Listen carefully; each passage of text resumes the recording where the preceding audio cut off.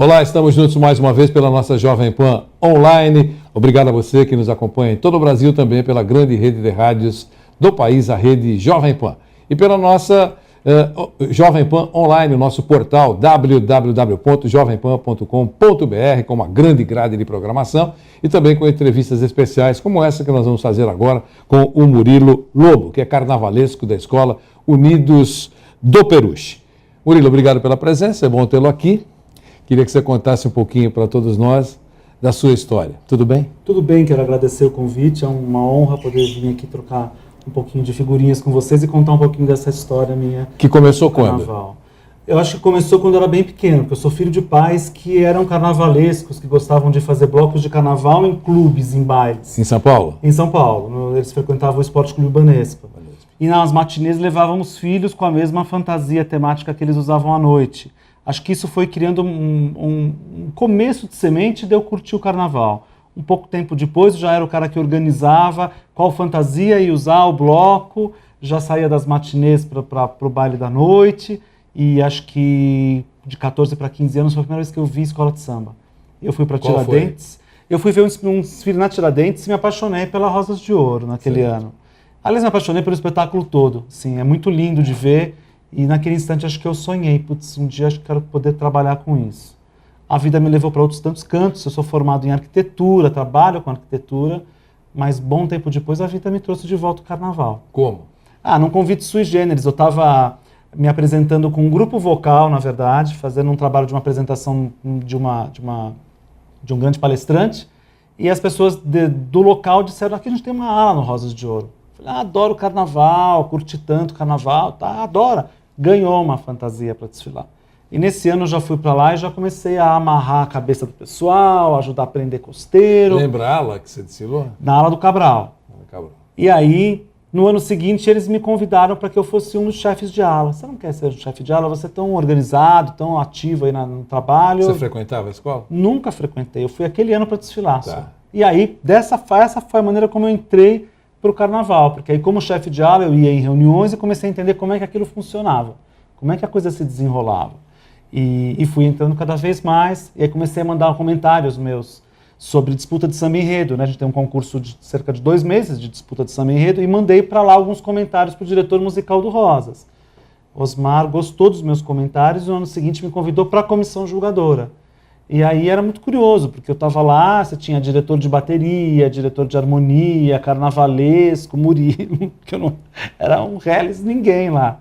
Mas eles me deram a oportunidade de falar o que eu achava sobre os enredos, sobre os sambas que estavam concorrendo. Você lembra o que você falou?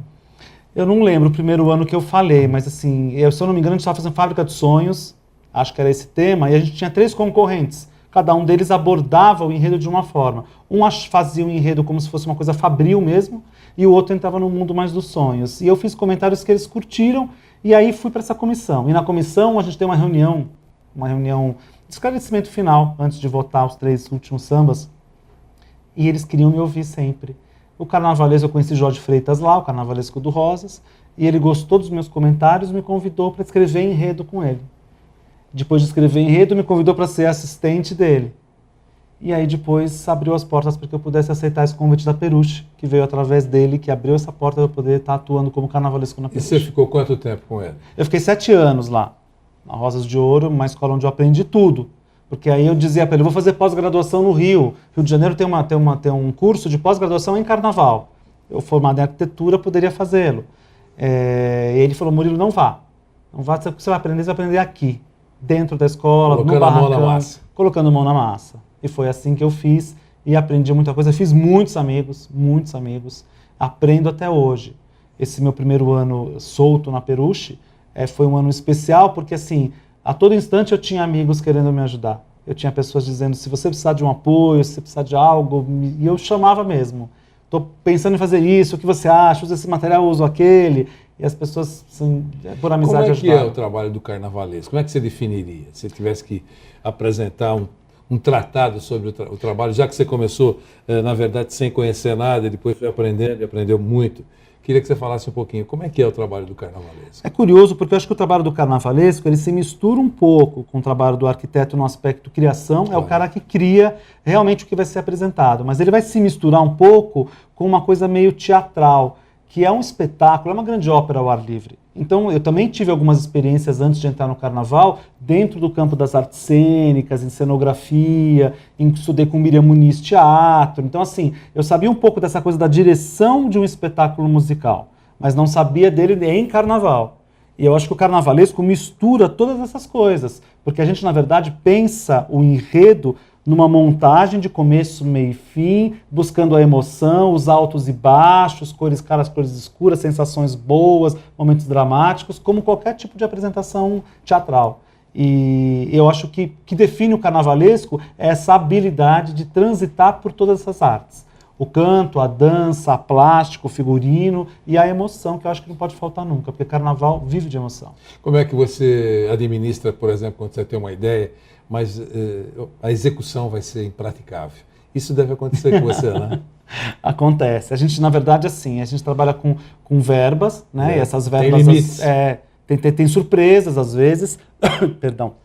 E a gente vive revendo coisas e encontrando soluções para realizar aquilo que você sonhou.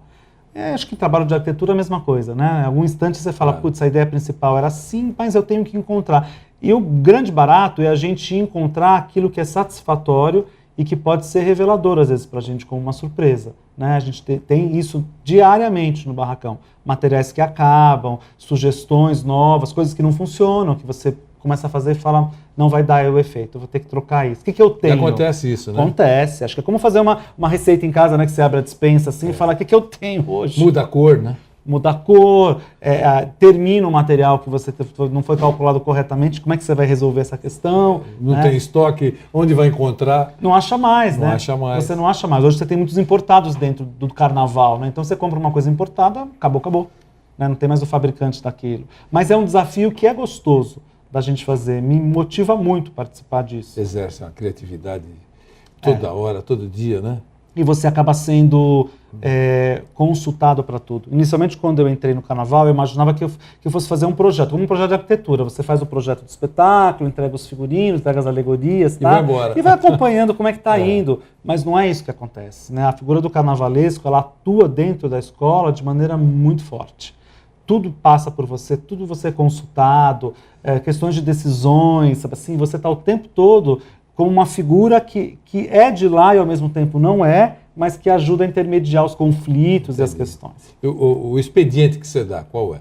Então, a gente, na verdade, eu começo trabalhando muito home office, assim, fazendo pesquisa. Nesse momento estou fazendo a pesquisa do enredo, lendo 8 livros, lendo documentários, indo a shows, vendo cinema às vezes, né? A gente vai buscar fora. Vamos repetir o enredo? O enredo põe um pouco de amor numa cadência e vai ver que ninguém no mundo vence a beleza que tem o samba. 100 anos de samba, minha vida, minha raiz. Vamos contar essa história.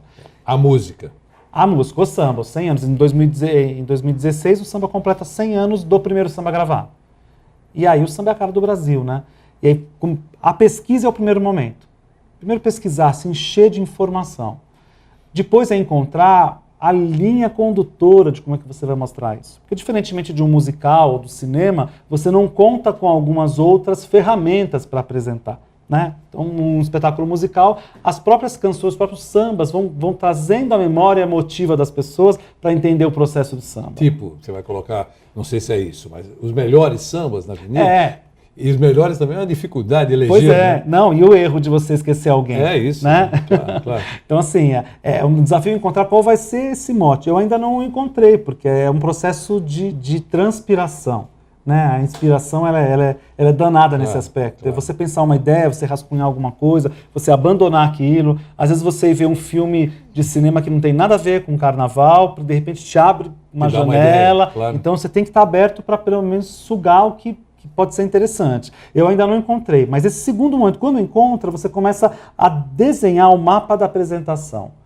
Eu tenho sempre 5 alegorias, eu tenho o que vai ser contado no meio, através de fantasias. Então, assim, a história que a gente conta num desfile de carnaval, ela é contada pelo samba, somado com as fantasias, somado com as alegorias. O cara tem que ver aquilo e entender tudo que você escreveu numa sinopse de enredo. Isso, Murilo, dificulta muito, né? Não nesse caso, mas dificulta muito quem assiste nas arquibancadas. A gente tem pesquisa sobre isso. Na escola, você olha a escola, ela começa na avenida, está linda, maravilhosa. Ninguém entende absolutamente nada de uma ala para outra. Agora, algumas escolas estão arriscando, eu acho correto, né? Mostrando uma marcação, alguma coisa assim, agora vai entrar a ala do Cabral. Então, o cara lê, bom, agora estou entendendo que essa ala é do Cabral. Agora vai entrar a ala da Maria Antonieta. Agora estou entendendo, tá? Porque o visual é uma coisa, entender o que está passando por lá é outra. Quem está narrando tem uma carga de informações muito maior do que aquele que está na arquibancada, né? Então fica mais fácil. Mas quem está na arquibancada e vai curtir o espetáculo, gosta, aplaude, se o samba é bom, provoca aquele murmurinho nas arquibancadas, mas se não conhecer o que está passando, perde um pouco, não perde? Perde muito. Como é que se resolve isso, A gente Murilo? sente, eu sinto demais a ausência de espaço e de forma de poder fazer as pessoas acompanharem Claro. O que está sendo contado, Os atos, né? Não só visualmente, mas linkado com o que está sendo cantado. Toda vez que eu tenho a oportunidade de falar com alguém e de mostrar para a pessoa o desfile, como ele está acontecendo, como ele foi escrito na sinopse, o que o samba dizia nesse instante, as pessoas ficam encantadas de ver a profundidade da proposta, que dentro de uma transmissão de carnaval se perde. Né? Fica parecendo o mesmo espetáculo, mudou o samba, agora é outro, agora mudou o samba, é outro. Aí tem um índio aqui, tem um índio ali. É isso aí. Né? Fica vazio de significado. E tem muito significado dentro do carnaval. Então eu acho que a gente vai ter que inventar uma forma, sei lá, multimídia talvez assim, de que as pessoas possam acompanhar aí nos seus tablets, de repente pegar informações do que vai rolar. Telão, alguma coisa assim. Tem que ajudar esse isso espetáculo, porque ele é muito grandioso e ele é cheio de informações, de sutilezas, É de mais do que delicadezas. se apresenta. É mais do que entendeu? se apresenta. É mais do que se É apresenta. mais. É claro que assim, a emoção, ela transcende tudo, né? Um bom espetáculo, um bom enredo, tá? Fica uma sensação que as pessoas pegam ou não. Mas quando você entra e aprofunda o porquê daquilo, acho que você entra numa outra energia. Os jurados recebem uma pasta em que a gente pode conversar com eles e explicar para eles as coisas. Então eles têm uma noção diferenciada do espetáculo, porque eles recebem a comunicação da gente. Mas então, a plateia não. A plateia não. Né? A plateia não. A gente fez, por exemplo, esse último ano na Peruche, o nosso enredo era um enredo de uma lenda africana. E quando eu fui decidir a comissão de frente, a primeira ideia que surgiu, eu falei assim, vamos botar animais africanos, elefantes, tá, tudo mais. Eu falei, mas a nossa lenda fala de animais pequenos, de guaxinim, de pequenos pássaros, de um menino que nasceu e que transforma aquela aldeia. Não é isso. Então vamos colocar guerreiros africanos. Guerreiros africanos? Todo mundo está esperando fazer guerreiros africanos. Por que guerreiro? O samba fala de ser guerreiro. O que fala mesmo? A gente fala de transformação. E foi aí buscando isso que eu falei, não, o símbolo da transformação maior dentro da natureza é a borboleta, que deixa para trás não apenas uma coisa física, mas uma maneira de ser. Eu precisava que a Peruche fizesse uma grande transformação, que ela saísse da última colocação que ela esteve no ano anterior, para conseguir chegar de volta ao grupo especial. Para fazer isso, a nossa comunidade tinha que fazer uma grande transformação. Então, a transformação foi o mote do enredo. E a borboleta, eu usei a Monarch Butterfly, enfim, que é a borboleta africana mais conhecida, como comissão de frente e explico isso para o jurado. O público não sabia. Claro. Um enredo africano, uma beleza africana, mas o que aquelas borboletas estão fazendo ali? É isso aí. Né? Então, assim, essa explicação eu acho que falta realmente, porque começa a ter significado dentro do significado. E você perde. Porque o jurado, tudo bem, muitas vezes até não entende. Aí você vai ver a nota, pô, o cara não entendeu. Ou não leu, né? Ou não leu. Não leu, sim. Isso acontece, eu estava dormindo na hora. Sabe como é que é? A maratona é longa. Então, isso acontece. Sim. Mas eu acho muito importante isso, porque... E outra coisa, alguns enredos são não complicados para a cabeça do carnavalesco, obviamente, né, porque ele se aprofundou, mas para aquele que está acompanhando. Eu lembro bem agora, num carnaval recente, uma escola, se eu não estiver equivocado, Tucuruvi. Se não tiver, falou sobre músicas de carnaval. As marchinhas de carnaval. Estou certo, sim. Foi Tucuruvi, não foi? Foi. E aí, nós estávamos transmitindo e nós começamos a ver o comportamento do público. Né? Então, sempre tinha gente lembrando de alguns refrões. Sim. Jardineira, aquelas músicas de décadas, né? Quer dizer, o público curtiu, porque lembrou das coisas, né? Eu acho isso, no caso do seu enredo agora, você tem uma grande oportunidade, né? Você tem uma grande oportunidade, porque tem alguns sambas inesquecíveis, Sim. que é muito provável que o maior rival da sua escola cante junto na arquibancada. Exatamente. Que esse é um sucesso, né? Até porque assim, a nossa intenção é fazer uma declaração de amor ao samba. Claro. É que você poder construir um samba enredo que realmente seja antológico e que possa ser cantado em qualquer quadra. Não cantando a peruche, mas cantando e reverenciando o samba. Essa é a proposta. Você acha que vai conseguir? Depende muito dos compositores.